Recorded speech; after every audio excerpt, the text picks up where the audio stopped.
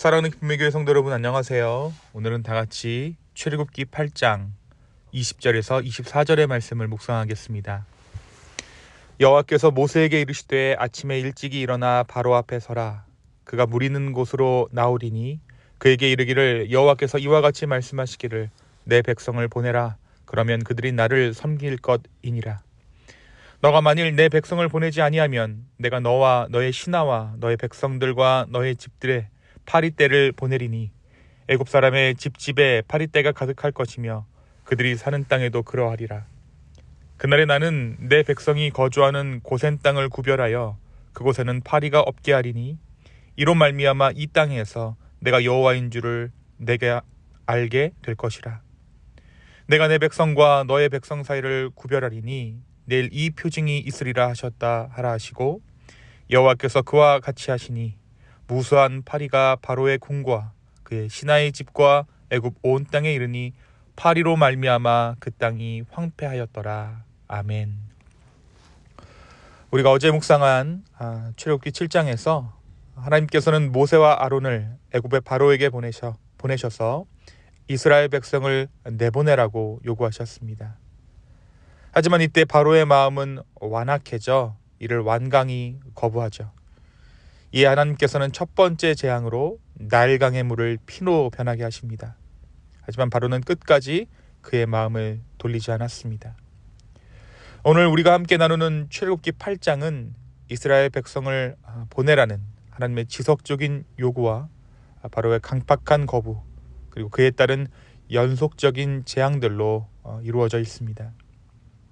오늘 우리가 읽은 8장 20절 전에는 이미 두 번의 재앙이 기록되어져 있는데 두 번째 재앙으로 개구리떼가 온 땅을 뒤덮었고 바로가 모세에게 개구리를 없애달라고 요청하자 하나님께서는 이를 거두어 주십니다.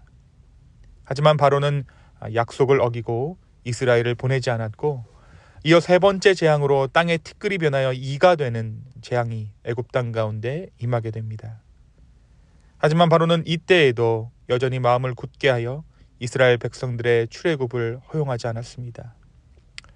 이후 우리가 오늘 읽은 출애굽기 8장 20절에서 24절까지의 말씀에서 하나님께서는 모세에게 다시 한번 바로에게 나아가 아침에 나일 강가에서 그를 만나 하나님의 말씀을 전하라고 명령하셨습니다. 하나님께서는 내 백성을 보내라. 그리하면 그들이 나를 섬길 것이니라 라고 말씀하시면서 만일 바로가 이를 거부할 경우 애굽 온 땅에 파리떼가 들끓게 될 것이라고 경고하시죠.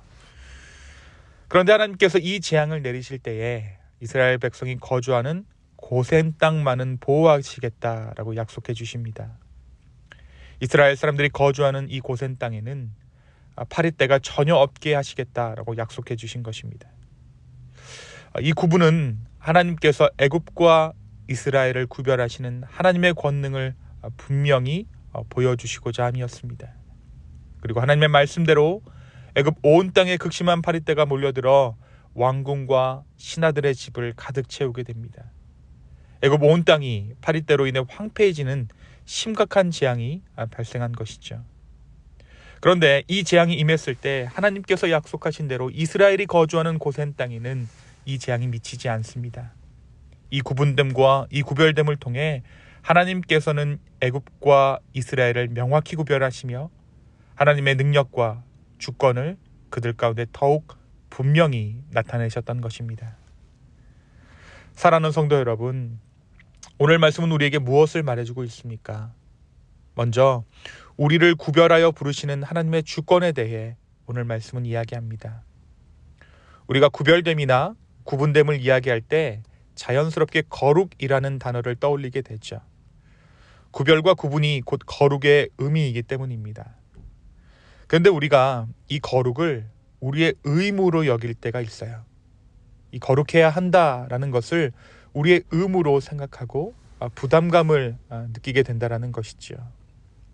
그러나 오늘 말씀을 통해 우리는 이 거룩함이 단순한 의무가 아니라 하나님께서 우리에게 먼저 베푸신 특별한 사랑의 표현임을 깨닫게 됩니다. 하나님께서 먼저 우리를 구별하여 구분하여 부르셨기 때문에 우리가 거룩하게 된 것입니다.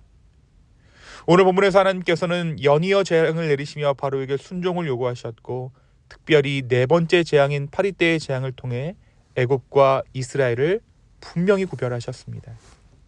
이는 재앙이 단순한 자연현상이 아니라 하나님의 직접적인 역사이고 그분의 주권적인 다스리심의 증거임을 보여주는 사건이었죠. 오늘 우리가 주님 안에서 거룩한 삶을 살아가는 것은 단순한 의무가 아닙니다. 그것은 하나님께서 우리를 특별히 사랑하셨다라는 분명한 증거이며 이 세상 가운데 우리를 구분하여 부르셨다라는 그 증거가 되기 때문입니다. 우리는 그 사랑에 대한 반응으로, 이 구별됨에 대한 반응으로 거룩한 삶을 살아가야 합니다. 우리의 거룩함은 하나님께서 우리를 선택하시고 구별하시고 사랑하셨다는 사실에서 비롯됩니다. 그러므로 오늘 하루 우리의 삶 속에서 이 거룩을 기쁨으로 살아내는 저와 여러분 되기를 예수님의 이름으로 축원합니다.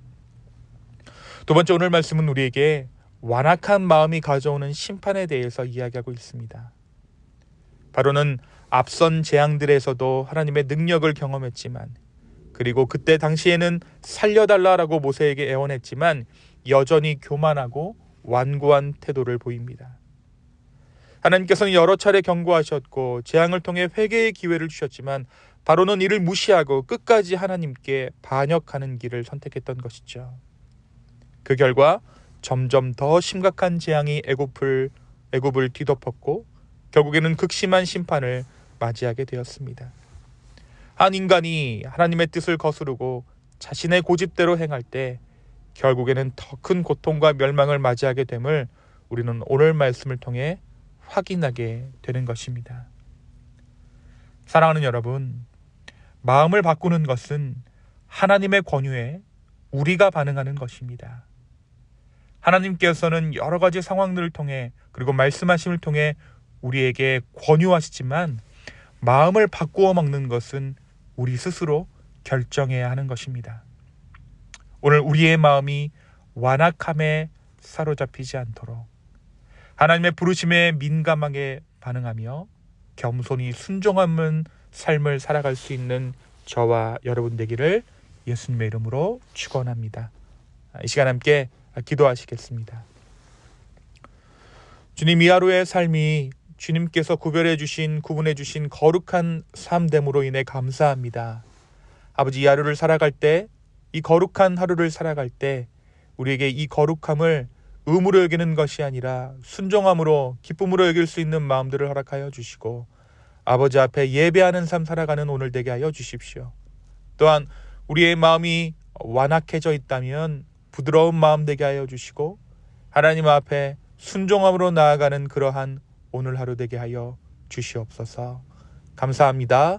이 모든 말씀 예수님의 이름으로 기도하였습니다. 아멘.